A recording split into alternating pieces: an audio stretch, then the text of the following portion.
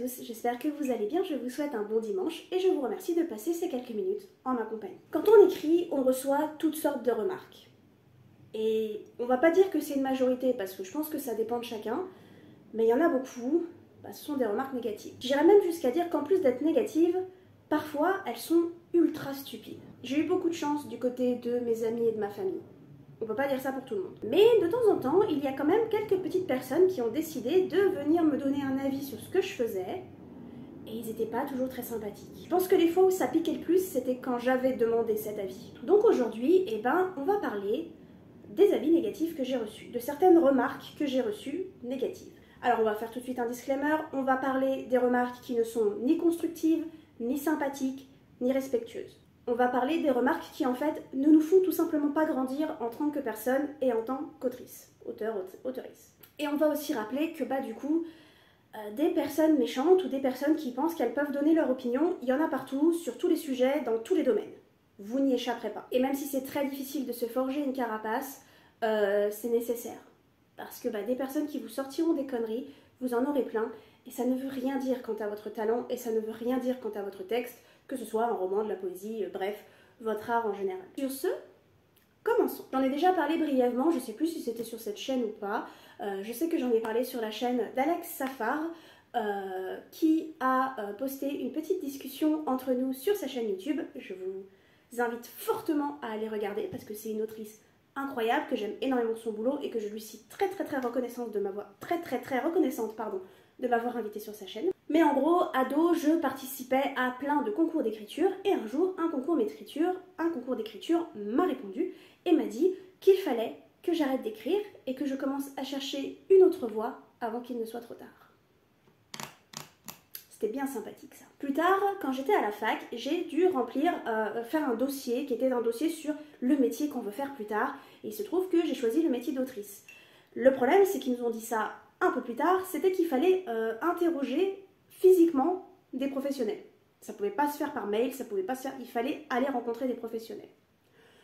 Du coup, avec ma mère, on est allé au salon du livre. C'était la première fois que j'allais au salon du livre, je n'y connaissais rien, et je suis allée discuter avec des auteurs, autrices qui n'avaient personne sur leur stand. Comme je voulais pas déranger des dédicaces ou déranger des gens des auteurs et des autrices qui étaient débordés et qui avaient beaucoup de choses à faire, je me suis dirigée vers des stands où il n'y avait personne. Je ne sais pas si c'est quelque chose qui se fait d'aller voir quelqu'un comme ça qui a écrit un bouquin ou un projet pendant un salon du livre et de lui dire « Hey, tu peux répondre à quelques questions, est-ce que je peux t'interviewer pour un devoir universitaire ?» Je ne sais pas si ça se fait. Je ne sais pas si notre démarche était impolie, je ne sais pas si... pour moi, non. Moi, je serais autrice dans un salon du livre et j'aurais personne. C'est-à-dire, si tu as une grande queue et des gens qui attendent, oui, t'as pas le temps. Mais s'il y a personne, viens, on discute. Il n'y a pas de souci. Mais il semblerait qu'il y ait un auteur qui l'a un peu mal pris. J'ai rencontré un auteur formidable qui m'a beaucoup motivée et qui m'a beaucoup appris la patience parce qu'il m'a dit qu'il avait quand même mis 30 ans à publier son bouquin. Ça m'a mis un coup, mais d'un côté, maintenant, c'est mon modèle, ce mec-là. J'ai rencontré une illustratrice d'albums pour enfants et une autrice d'albums pour enfants, ça s'est également très bien passé. Mais le premier auteur qu'on est allé voir était un auteur de romans policiers qui l'a un peu mal pris, qui a dit oui, mais qui était très bougon et qui me regardait vraiment de haut. Et je sais plus quelle était la question, mais en gros, c'était quelque chose du genre, qu'est-ce que vous conseillerez aux auteurs et autrices en herbe comme moi qui veulent se lancer, et il nous a dit de pas nous lancer parce que de toute façon ça servait à rien et que qu'on n'était pas assez talentueux parce que la nouvelle génération, nanana. En gros, on s'est fait défoncer parce qu'on était sur Wattpad, sur les trucs machin, alors que j'avais même pas parlé de Wattpad, et que la qualité n'existait plus. Voilà, qu'il fallait arrêter de vouloir se faire éditer et qu'il fallait qu'on se trouve un vrai boulot, entre guillemets. Très aimable. Quand j'ai commencé à réfléchir à si je voulais vraiment être éditée ou non, et que l'idée que oui, je le voulais vraiment a commencé à germer, j'ai voulu publier d'abord ma trilogie. Si vous n'êtes pas une nouvelle tête sur cette chaîne, d'ailleurs, bienvenue aux nouveaux et nouvelles, ça me fait vachement plaisir, il y a eu beaucoup de monde en ce moment qui s'est abonné, merci beaucoup. Mais si vous n'êtes pas une nouvelle tête, vous savez que j'ai publié, je sais plus quand, une vidéo qui disait que j'ai dit au revoir à cette trilogie, que je ne la publierai jamais parce que je sais qu'elle n'est pas de bonne qualité et que maintenant je n'y suis plus attachée. Mais à l'époque, c'était dans les plans. Qui dit dans les plans dit bêta lecture. J'ai très mal vécu la bêta lecture de ce projet pour deux choses. Déjà parce que une très grande partie des personnes qui m'ont dit oui, je vais te lire et oui, bah, j'attends toujours leur réponse aujourd'hui. Ça va faire plus de 6 ans. J'ai été abandonnée par 98% des personnes en fait qui s'étaient prononcées d'elles-mêmes pour participer à ce projet. J'ai pas démarché des gens, j'ai laissé un message sur les réseaux sociaux et ces personnes-là ont dit oui ça m'intéresse, oui je veux le faire. Et pour la plupart, je n'ai jamais reçu un seul commentaire ni un seul mot d'excuse qui pouvait expliquer pourquoi elle n'était plus intéressée, elle ne le voulait plus, etc. Donc en plus d'avoir très mal vécu ça, j'ai très mal vécu les retours de l'une des rares personnes qui a décidé de me laisser un retour. C'était méchant, en fait. C'est-à-dire que la bêta lecture, ça fait mal, ça pique, c'est normal, parce que c'est des gens qui décortiquent ton bouquin de fond en comble et qui cherchent la petite bête. C'est le but, on cherche les défauts, on cherche la négativité, on cherche la petite bête pour faire grandir le texte. Mais évidemment, il y a une façon de le dire, une façon de l'écrire, une façon de le faire. Quand on remarque un problème, soit on dit, ce qui peut arriver, là je lis un truc que je n'arrive pas à comprendre, là je lis un truc, je ne sais pas pourquoi ça me plaît pas, mais ça me plaît pas. Soit on est capable de définir le problème et de dire, voilà, il y a ça qui ne va pas, voilà pourquoi ça ne va pas, ça reste un avis personnel, on n'est pas obligé de le répéter à chaque fois, on le sait, mais des fois ça fait du bien de le rappeler, que ça reste qu'un avis personnel, voici une solution. Là, c'était méchant. C'était me dire, ça c'est nul, ça c'est ridicule, ça c'est pathétique, ça on comprend rien, ça nanana. Et en fait, ce qui m'a surtout piqué, c'est que, pour vous dire le nombre de commentaires qu'il y avait, de commentaires négatifs, quand vous arriviez, quand vous scrolliez sur Google Drive jusqu'à la page, on va dire la page 5, on était toujours sur les commentaires de la première page. Parce qu'il y avait tellement de commentaires qu'en fait les commentaires ils pouvaient plus, il n'y avait plus la place pour les commentaires. Il y avait des commentaires, une dizaine de commentaires par phrase, où des fois il y avait marqué des trucs du genre je déteste ce mot et ce mot c'était regarder, c'était méchant, mes personnages étaient ridicules, mes personnages étaient pathétiques, l'intrigue était nulle, enfin et vraiment je m'attendais pas à ça de cette personne qui était une personne que je connaissais vaguement des réseaux sociaux, mais si je lui ai confié mon texte, c'est parce que je lui faisais confiance, c'est parce que j'avais confiance en son travail et en tout ça. En y réfléchissant, j'aurais peut-être pas dû, je sais pas. Mais vraiment, je me suis sentie comme une merde, et bah depuis ce jour, je ne peux plus rouvrir ce texte. C'est impossible. Quand je le rouvre, quand j'ai rien d'y penser, j'ai des sueurs froides, je ne peux plus. Et ça fait partie des raisons pour lesquelles j'ai aucune confiance en ce texte, et que je pense qu'il est très mauvais, très... En dehors du côté subjectif où je me doute que je l'ai écrit à une période où voilà où j'étais trop gamine, où c'était pas bon, je sais qu'il y a des trucs un peu problématiques aussi dedans parce que j'étais pas encore assez éduquée, mais même ça c'était pas pointé par la personne voulait juste, je sais pas, je me dis pas qu'elle voulait me faire du mal parce que je pense pas que c'était ce qui était voulu, mais qu'elle savait absolument pas comment s'y prendre pour être sincère et respectueuse. Les deux prochaines remarques négatives me viennent de mes années fac. Vous le savez peut-être ou vous ne le savez pas, ça dépend depuis combien de temps vous êtes sur cette chaîne, mais je suis une personne très anxieuse. J'ai peur d'énormément de choses. La vie n'est pas simple.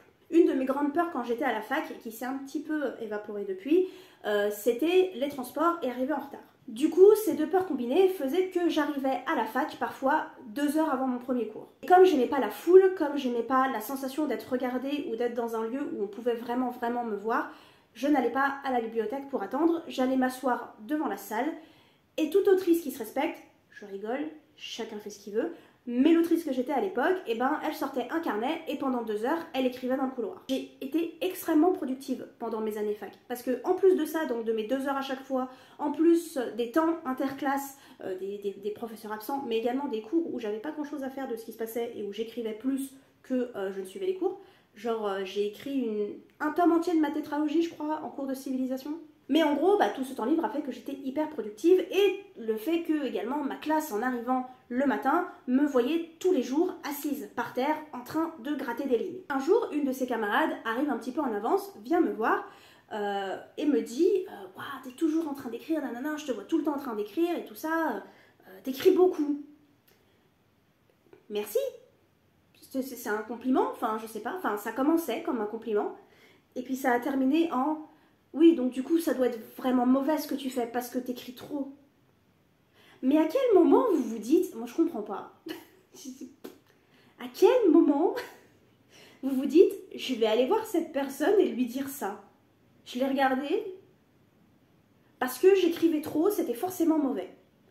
Déjà, ça veut dire quoi écrire trop? Ça veut dire quoi écrire pas assez? Ça veut rien dire, écrire c'est écrire. Ensuite, oui, mes lignes grattées dans un carnet, elles sont pas exceptionnelles, parce qu'elles sont grattées dans un carnet. Il existe ensuite des réécritures, des relectures, des corrections, bref. Mais voilà, donc j'écrivais trop, donc j'écrivais forcément de la merde. Une autre remarque venait d'une adulte à la fac, et non d'une camarade. Cette adulte a remarqué que j'écrivais beaucoup, a remarqué que je lisais, parce que je m'étais remise à lire pendant mes années fac, parce que j'avais arrêté de lire, et que mes lectures tournaient beaucoup autour de l'ado, du young adulte et de la jeunesse.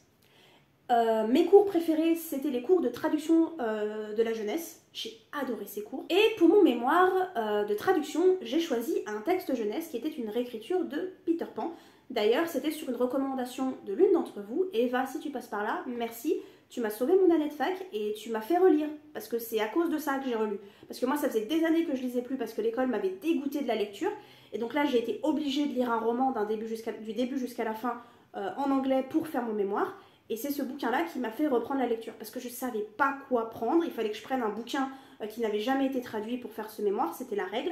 Donc j'ai demandé sur internet, et Eva, qui est une très grande fan de Peter Pan, m'a proposé cette lecture qui est Tiger Lily de Jodi Lynn Anderson, je crois, que je n'ai plus. Je me souviens pas m'être débarrassée de ce bouquin-là, mais je ne le retrouve plus. Bref, du coup c'était de la jeunesse, et à cette époque-là, je prenais en plus de mon master de traduction où il fallait que je traduise ce bouquin, j'avais pris un cours sur la réécriture en littérature. Quoi de mieux? Quoi de mieux pour parler également de ce texte? Et donc cette personne, cet adulte, cette membre de la faculté, a donc vu ma passion pour la jeunesse, l'ado et le young adulte. Et s'est très vite senti le besoin de faire une remarque et de me dire que franchement, il était temps de grandir, temps de prendre mes responsabilités et que le young adulte, je la cite, ce ne sont pas mes mots, que le young adulte, c'est de la littérature pour les ados attardés. J'ai même pas su quoi dire. Sachez que cela ne m'a pas dégoûtée, parce que j'écris toujours de la jeunesse, de l'ado et du young adulte, et que je suis maintenant bibliothécaire au rayon jeunesse. Et j'ai été libraire au rayon jeunesse d'une librairie, et j'ai également bossé un petit peu dans une ludothèque, donc des enfants on en voyait aussi, et on jouait à des jeux. C'était sûrement également pour les ados attardés les jeux, je sais pas. Et enfin, une autre remarque négative que je chope beaucoup en ce moment, parce que il semblerait que j'ai trouvé le courage de parler de mes textes, dans la vraie vie.